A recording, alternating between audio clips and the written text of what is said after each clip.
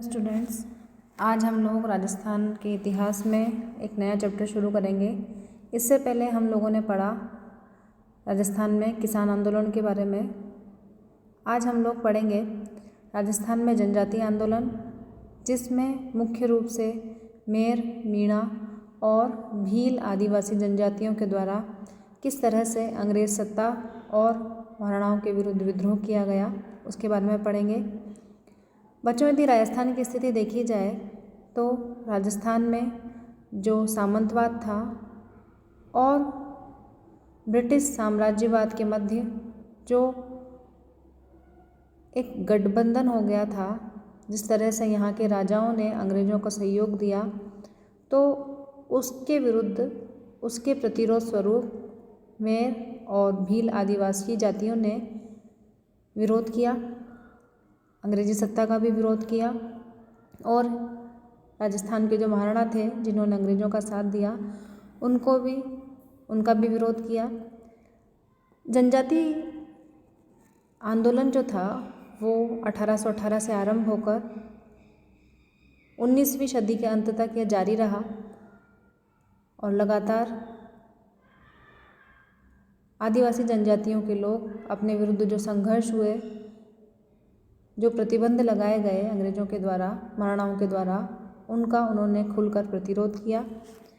तो आज की क्लास में सबसे पहले हम लोग पढ़ेंगे कि राजस्थान की जो भील जनजाति थी, उन्होंने अंग्रेजी सत्ता के विरुद्ध किस प्रकार प्रतिरोध किया। बच्चों, यहाँ एक समझने वाली बात है कि जितनी भी जनजाति जो होती हैं रहने वाली, उनका एक स्वतंत्र जीवन होता है। उनको आराम से, वो लोग जंगल में रहते हैं, उनको जितने भी वन उत्पाद हैं उनको प्राप्त करने की, वन उत्पादों का प्रयोग करने की, स्वतंत्र रूप से जीवन निर्वाह करने की, अपनी आजीविका को कमाने की, आजीविका का निर्वाह करने की और वन संसाधनों का समुचित प्रयोग करने की शुरू से स्वतंत्रता रही है। और वो इस चीज़ में किसी भी बाहरी सत्ता का हस्तक्षेप स्वीकार नहीं करते। तो ये सब चीज़ें थी जो अंग्रेजी सत्ता का हस्तक्षेप हुआ। राजस्थान के महाराणाओं ने उनके जीवन में हस्तक्षेप करने का जो प्रयास किया, वो आगे चलकर इन विद्रोहों का मुख्य कारण बनी। यदि भील विद्रोह के संदर्भ में देखा जाए तो 1818 के बाद राजस्थान में जब अंग्रेज़ों से संधियाँ की गई, सहायक संधियाँ, तो राजस्थान के विभिन्न राज्यों में, क्षेत्रों में अंग्रेजी सत्ता थी, उसका हस्तक्षेप बढ़ने लगा। राजनीतिक, प्रशासनिक, यहाँ तक कि सामाजिक जीवन में भी अंग्रेज़ों ने काफ़ी ज़्यादा हस्तक्षेप किया। राजस्थान में अंग्रेज शासन के परिणाम स्वरूप आदिवासी जो क्षेत्र थे, जनजाति जो क्षेत्र थे, उनमें अंग्रेजी शासन के अधीन काम करने वाले राजस्व कर्मचारियों, व्यापारियों और विभिन्न अधिकारियों का हस्तक्षेप होने लगा और इन्होंने भीलों के विभिन्न क्षेत्रों में व्यवधान उत्पन्न करने शुरू कर दिए, जिससे क्या हुआ कि उनके आर्थिक और सामाजिक जीवन में तनाव उत्पन्न हुआ। सबसे पहले मुख्य बात यह है कि जो जनजातियाँ थीं वो किसी भी तरह का कर देने के लिए मुक्त थी।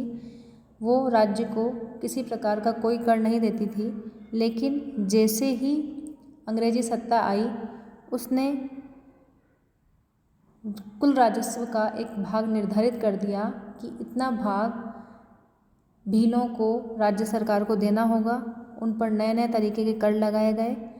इस तरह से उदयपुर राज्य से जो प्रथम भील विद्रोह प्रारंभ हुआ, उसका एक मुख्य कारण यह था कि भीलों पर जो अभी तक कोई भी कर नहीं देते थे, उन पर नए नए तरीके के कर लगाए गए। इसके अतिरिक्त दो मुख्य बातें हैं इनमें जो आगे जाके कारण बनती हैं कि भीलों का जो क्षेत्र था, तो भील अपने क्षेत्र के पास रहने वाले जितने भी गांव थे, उनकी सुरक्षा के लिए, उनकी चौकीदारी के लिए रखवाली नामक कर उस गांव के लोगों से लेते थे। साथ ही बोलाई नामक कर, जिसका अर्थ था सुरक्षा पर लिया गया कर, जो भील अपने क्षेत्र से गुजरने वाले लोगों के माल और यात्रियों की सुरक्षा के लिए लेते थे। तो इस तरह से ये दो कर, रखवाली और बोलाई नामक कर, ये लोगों से लेते थे। तो अंग्रेजी शासन के अंतर्गत जब जेम्स टोड यहाँ पर आया तो जेम्स टोड ने अपने ब्रिटिश राजस्व की वृद्धि के लिए, आय की वृद्धि के लिए उसने भीलों पर कठोर नियंत्रण स्थापित करने के उद्देश्य से ये उनके जो दोनों कर थे जिनसे उनको आय होती थी वो भी समाप्त कर दिए, भीलों के अधिकार छीन लिए गए। तो जेम्स टोड का जो ये प्रयास था, जो उसने कार्य किया, वो भील विद्रोह प्रारंभ होने का एक तरह से उस समय तात्कालिक कारण बना। सबसे पहले उदयपुर राज्य में 1818 में भील विद्रोह का प्रारंभ हुआ और जब विद्रोह हुआ तो अंग्रेज़ सेना ने अपना एक अभियान दल भेजा भीलों का दमन करने के लिए।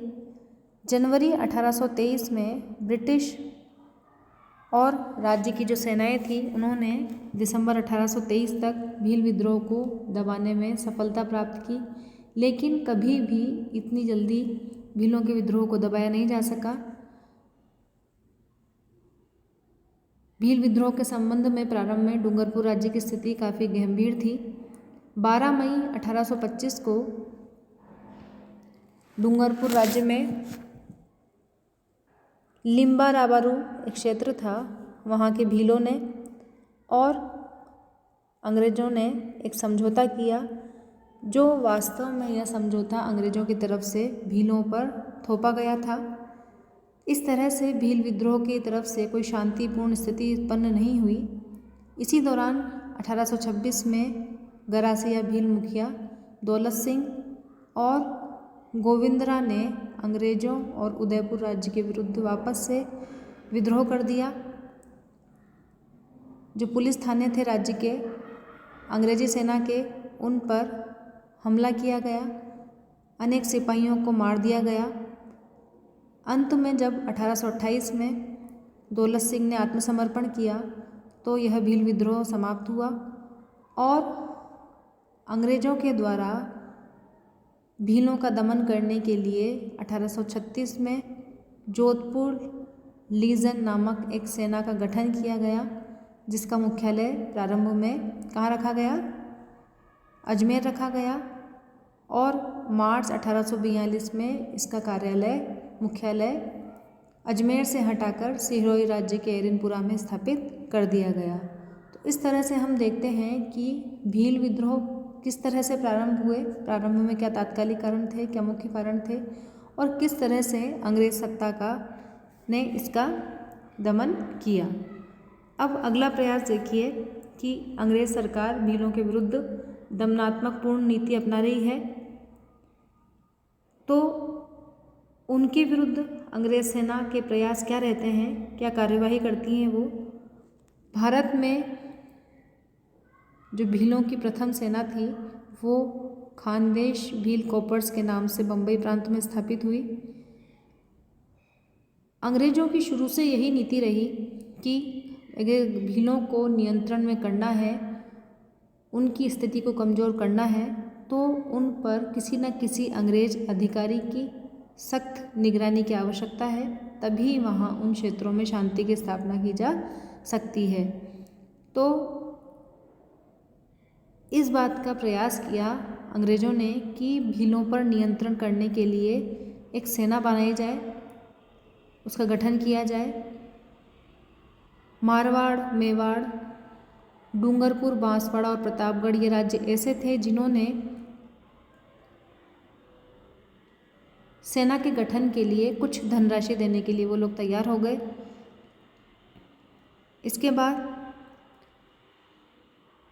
अंग्रेजी सेना के प्रयास से मेवाड़ भील कोर का गठन किया गया और नीमच के पॉलिटिकल जो एजेंट थे स्पीयर्स, उनकी अध्यक्षता में विलियम हंटर को इसका प्रथम कमांडेंट नियुक्त किया गया और खेरवाड़ा को उसका मुख्यालय बनाया गया और इसके जो केंद्र थे,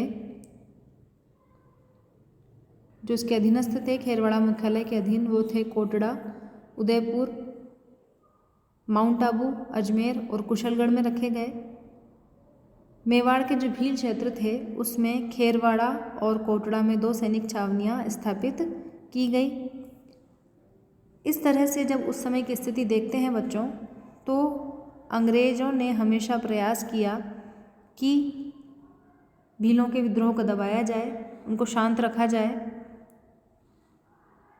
अब यहाँ पर एक ज़रूरी चीज़ है कि सबसे पहले एक तो कि भील विद्रोह सबसे पहले किस राज्य से प्रारंभ हुआ, किस क्षेत्र से प्रारंभ हुआ, उदयपुर से, और मेवाड़ भील कोर की स्थापना किस समय की गई थी। ये छोटे क्वेश्चन के लिए इम्पोर्टेंट है।